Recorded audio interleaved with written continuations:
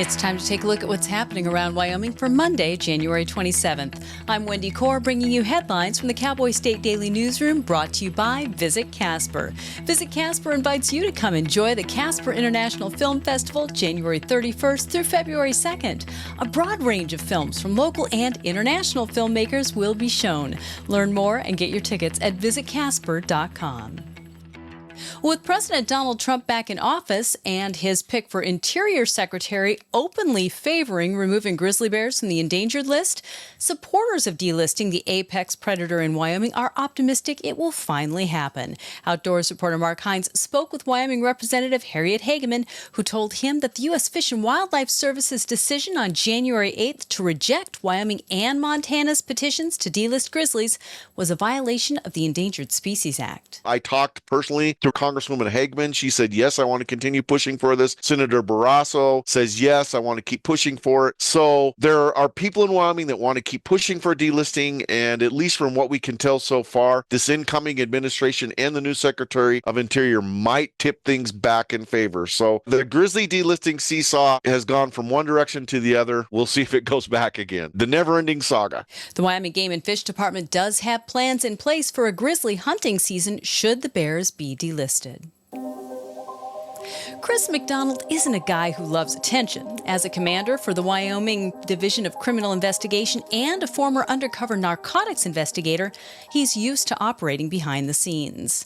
McDonald oversees what's arguably one of the most difficult roles in law enforcement, sexual crimes against children.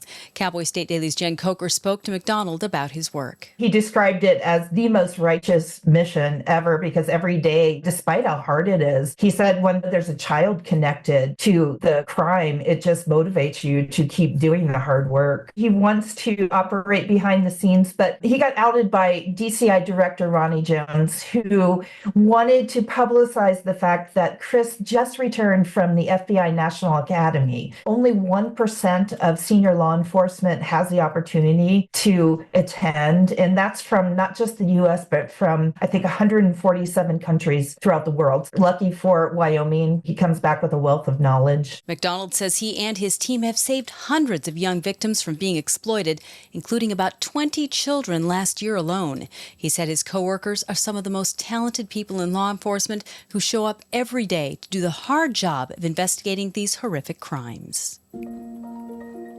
Well, as a kid, Gino Stex made jets with firecrackers and balsam wood. As a teen, with his dad in Pine Bluffs, he bought a 1934 Hudson Terraplane and turned it into a rat rod.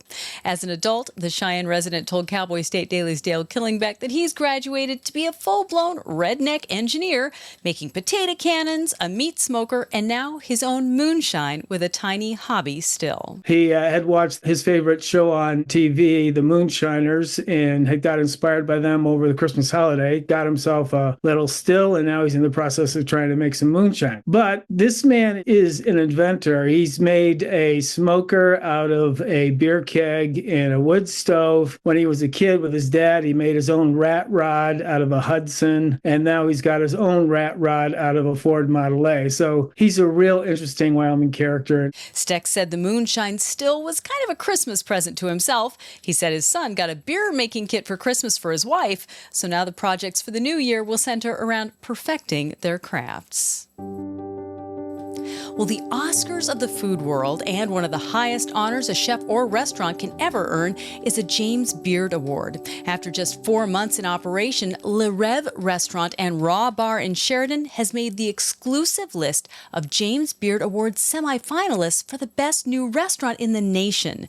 Cowboy State Daily's Renee Jean reports that that's what happens when you hire filmmaker George Lucas's chef for your brand new restaurant. It's a total experience at Le Rêve, and it starts the minute you walk in the door. The attention to the decor and the details. And then, of course, the food gets just as much attention from the chef, Zoylan Ruiz. He has a celebrity background. He was the private chef for George Lucas at the Skywalker Ranch for a while. The food is just next level best. I've eaten at really good restaurants in Paris, and this is right up there with them. Founded in 1990, James Beard Foundation Awards are given annually to recognize the best list of the best chefs, restaurateurs, authors, and journalists in the United States. While 2 other Wyoming restaurants earned spots on this year's James Beard list for regional honors, Le Rêve is the only Cowboy State dining experience considered for a nationwide award.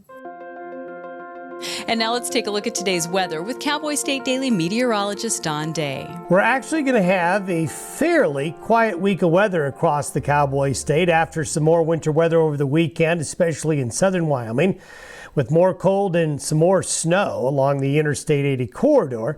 We're going to see this week the jet stream kind of splitting, with a track of the jet stream going across Southern California, across Arizona, New Mexico, and the Texas, where there's going to be some rain and snow.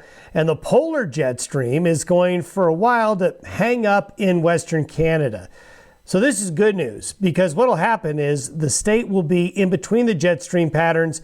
This will lead to less wind, warmer temperatures, and we'll start off the week and go through most of the week with only low snow chances.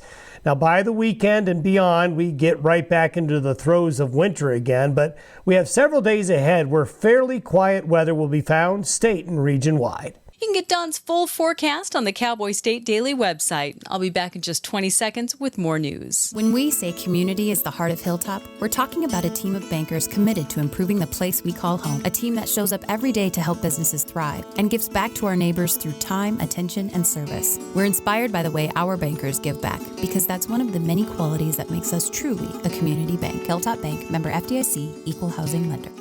Thermopolis residents were shocked and saddened Friday when an active member of the community was killed in a hit-and-run collision.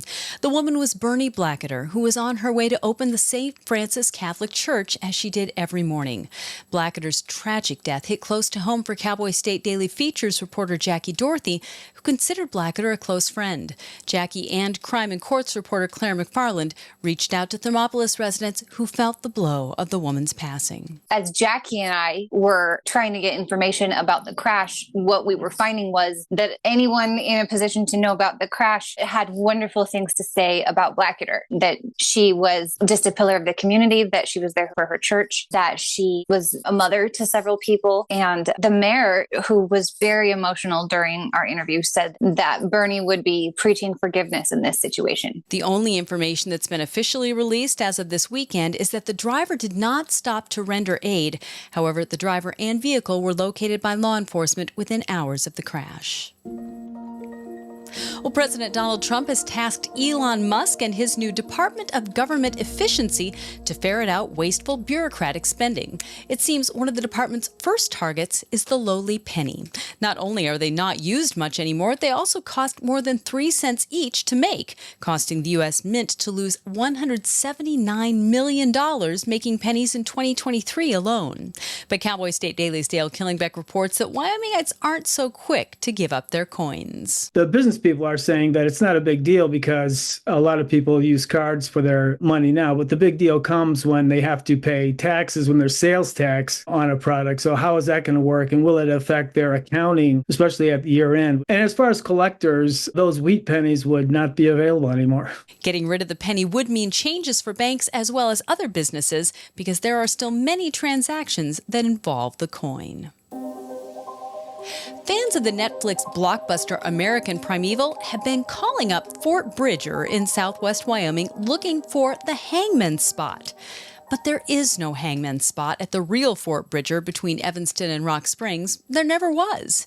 And Cowboy State Daily's Renee Jean reports that that detail is just one of many that the producers of the hit series got wrong. When I talked with Fort Bridger, they're taking all kinds of calls now with people looking for the hanging spot at Fort Bridger, which doesn't exist, and trying to find other things in the movie that don't exist because the movie is not all that factual. If you watch it expecting history, you'll be very disappointed because it gets so many things wrong. It portrays the Mountain Meadows massacre as if it occurred 10 minutes from Fort Bridger. It was actually hundreds and hundreds of miles from Fort Bridger. And then Brigham Young is kind of portrayed as a villain here, ordering the attack on those Mountain Meadows massacre. But the historians I talked to said that's a very debatable point. The miniseries has become a blockbuster around the globe with 27 million views and counting, and a solid hold on the #1 spot in Netflix's top 10.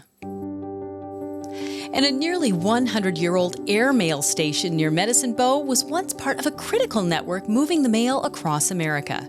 Cowboy State Daily's Andrew Rossi reports that Nathan Finneman, a Colorado pilot and historical aviation enthusiast, is on a mission to save this remote outpost, which may be the last of its kind in the United States. This was part of an experiment when the U.S. Postal Service was debating whether trains should be used to carry mail across the country or whether planes should be used to do that. It was called the Woodrow Wilson Airway, which stretched between New York City and San Francisco. It was a relay. Pilots would fly and land and hand the mail off to get it across the country. It was the nation's first transcontinental mail system. In order to make this function and to ensure that pilots were safe, there were dozens of airports along this route, and one of them was built in Medicine Bow. In his effort to save the still-standing structures at the Medicine Bow airstrip, Finneman has started a grassroots campaign to raise funds and increase awareness of the historic airport. He sells clothing, mugs, bags, and other items on his website, Airmail Aviator, where he also posts about the airport's history and urgent maintenance needs. And that's today's news. Get your free digital subscription to Wyoming's only statewide newspaper by hitting the daily newsletter button on cowboystatedaily.com. And you can watch this newscast every day by clicking subscribe on our YouTube channel.